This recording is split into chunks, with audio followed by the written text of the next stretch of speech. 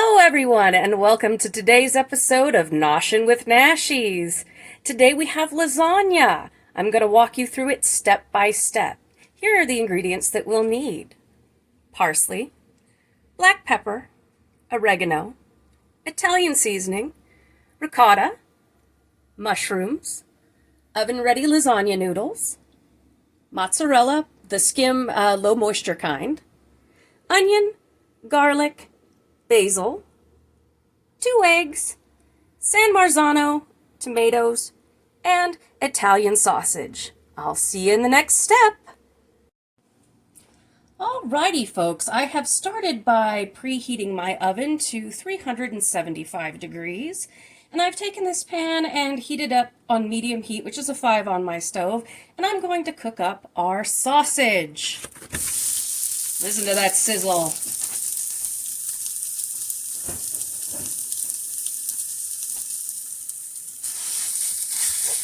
I didn't put any fat in the pan because this is a sweet Italian sausage, so it's going to have plenty of fat in it, and it can cook within itself. We're just going to break this up into crumbly pieces and cook it until it's nice and golden brown.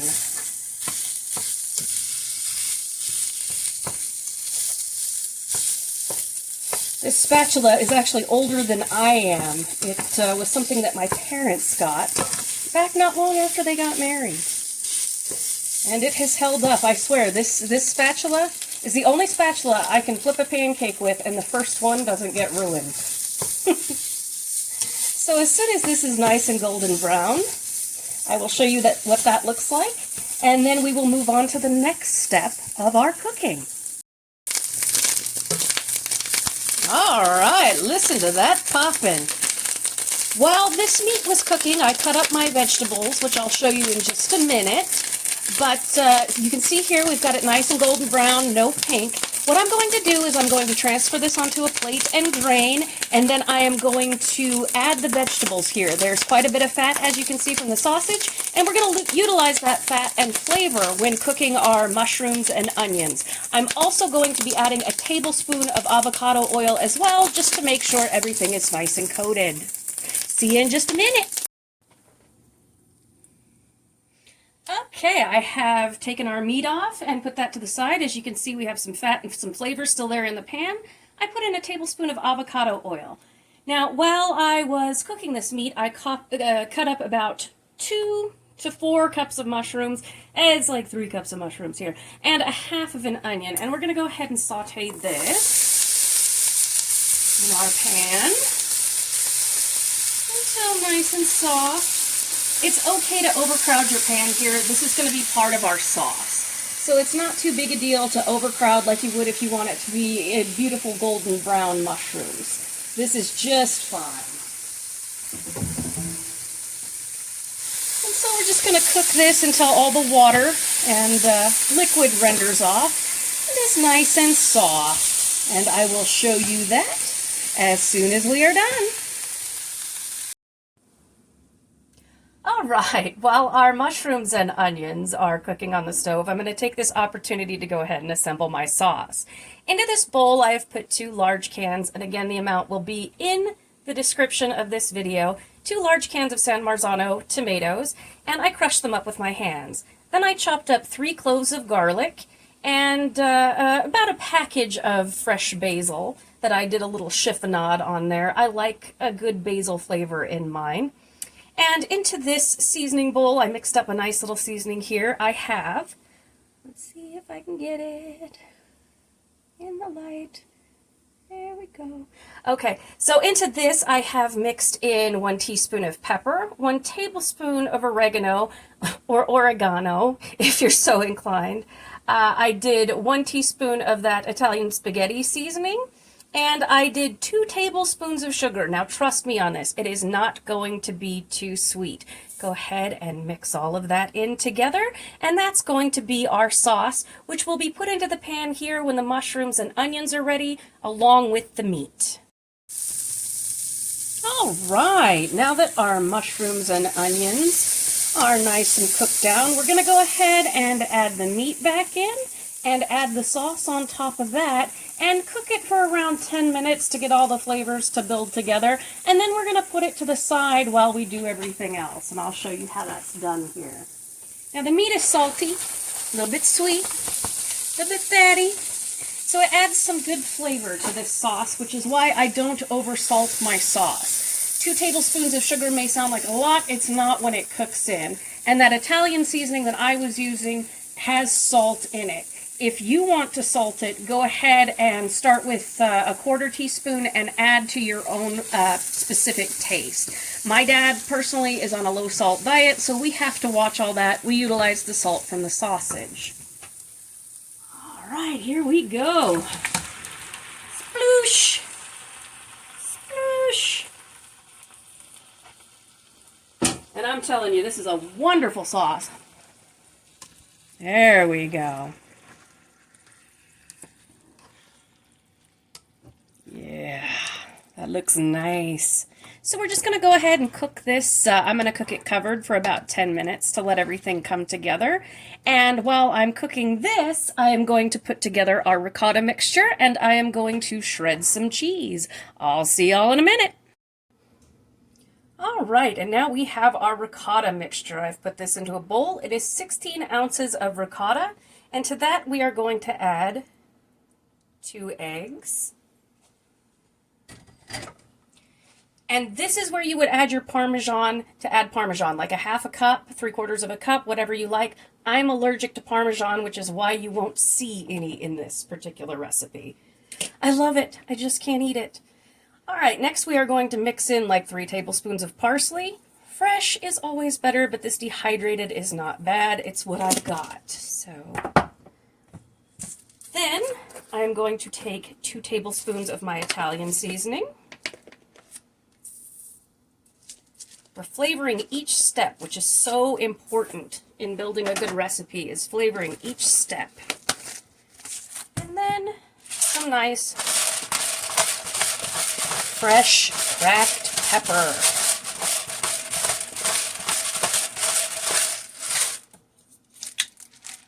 Okay. And we are going to mix this all together. The ricotta stays together better when you mix your eggs in, which you don't have to do if you don't want to. If you're just not an egg person, there we go. Get everything mixed together. Now, as a shortcut, you can add your mozzarella cheese to this and just reserve some for the side. I prefer to do the full layers, and it's just a personal choice. And once we get that all mixed together, we will move on to assembling our lasagna. All right, and here I have a 9 by 13 baking dish. It's actually slightly larger than that, but that's okay. And I have sprayed it with non-stick spray. And for you girls out there, did she spray Pam on the food? Ew! I think you'll all recognize that. Okay, so first we start by taking a cup of our sauce and placing it on the bottom here, because we don't want our noodles to stick. And these noodles swell up big time in the oven, so you don't have to worry about there being any spaces or anything like that. They will come together. So we start by putting down our sauce, and then we put down a layer of lasagna noodles. Then we come back in with another layer of sauce. I do so enjoy this sauce. It's so good. The sugar trick came from my great uncle's mother, who was from Italy. And she said it just makes the sauce better. It's also where we learned the San Marzano trick, which they are just the sweetest tomatoes, best tomatoes, in my opinion, for a pasta sauce. And it makes it so you don't have to season it too much. It has such a great flavor of its own. And next we come in with some of the ricotta mixture. And we place that on. And then, pardon me for a second, I gotta grab a spoon so we can spread that around. Are you clean, my friend? Yes, you are. Okay. And this, don't worry about your ricotta mixture mixing in. to your sauce. It's all gonna be good. And these can be refrigerated overnight or frozen and then defrosted and cooked at a later date, which is something that I love about lasagna. Personally, if I were to cook a meal for a famous chef coming over to my house for whatever reason, it would be my lasagna. It's just that good. All right. And we come in with a layer of our shredded mozzarella cheese. And I have reserved some for the top, naturally. And we just want it to be nice and gooey. I do not skimp on cheese, let me tell you something. Then we come back in with another layer of noodles. All right. And then sauce.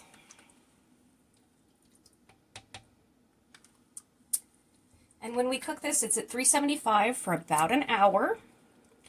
About 45 minutes in, you want to take off the aluminum foil, because we're going to cook it covered, and let it brown on the top. I've never actually timed my lasagna. I think it's about an hour, but I will let you know for sure when we come to the end of this, because I've never measured anything out, so I'm learning as I go. Since I cook by eye, I've been doing this for well over 20 years, so it's just kind of, woo, flying by the seat of my pants. And I like doing this because it's a record of my recipes. And cooking is something that I have loved. My mother loved cooking. My father still loves cooking. Both of my grandmothers absolutely loved cooking. My grandfather got into it toward the end of his life. We are definitely an actual foodie family. All right. Another layer of cheese. Okay. Nice and cheesy. And then, excuse me, Mr. Ricotta. So we'll come back in with another layer.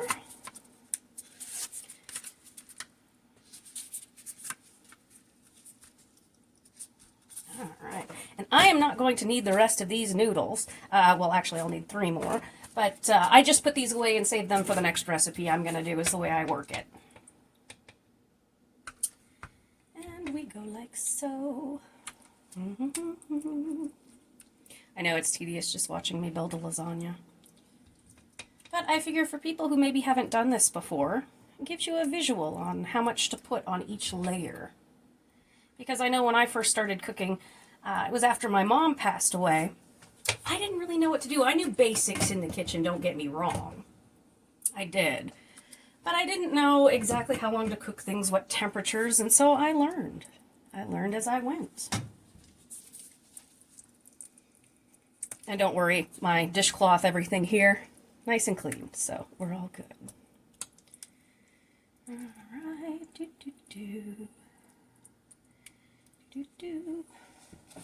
Okay, and we will go in with our cheese again.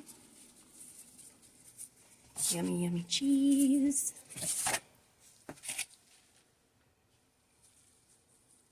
And I like the low moisture mozzarella because the fresh buffalo mozzarella, while it's wonderful and you can certainly use it, you're going to want to cut back on your sauce because it is very, very watery and it can kind of oversaturate your recipe.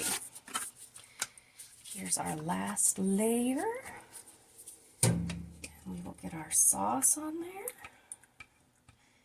While small kitchens can sometimes be an issue, when you're doing something like this, it is handy to just be able to reach around. Reach around. Sorry. Mr. Nashies is over there laughing at my stupid joke. Or silly joke. Don't say that word on YouTube anymore. Sorry. Sorry. Sorry, YouTube. Didn't mean to. Wasn't calling somebody a name. I promise. But it does come in handy. And eventually I'm going to get the equipment so that I can have slightly better lighting in here. I need a portable ring light. And then 2 cameras so that I can shoot the stove and over here and kind of consolidate what I'm doing. But I'm learning as I go. And I like the fact that all of you get to learn about shooting with me here. Filming, I should say. Let's get that all mixed together. My hands are clean. I haven't touched anything. Got gloves.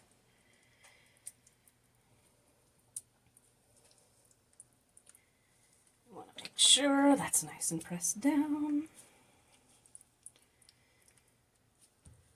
Okay, and then we're going to top it with the final bit of cheese here.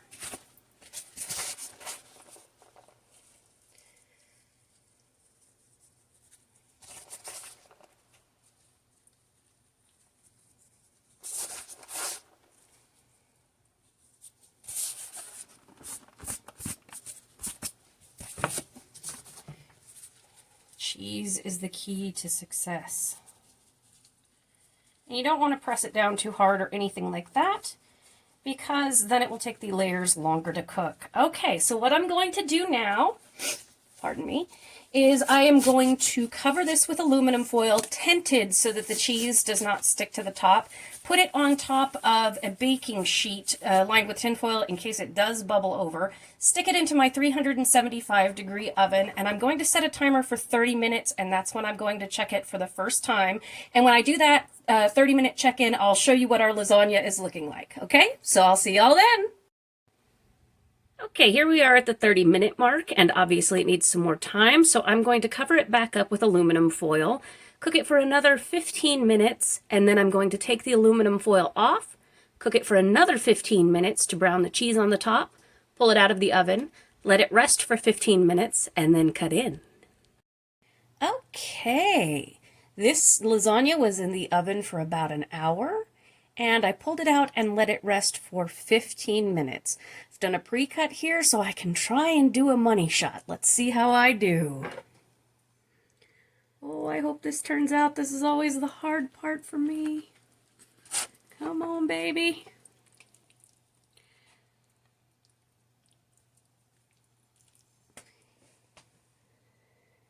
Yes! Nailed it! It came out perfect. All right. So there we go.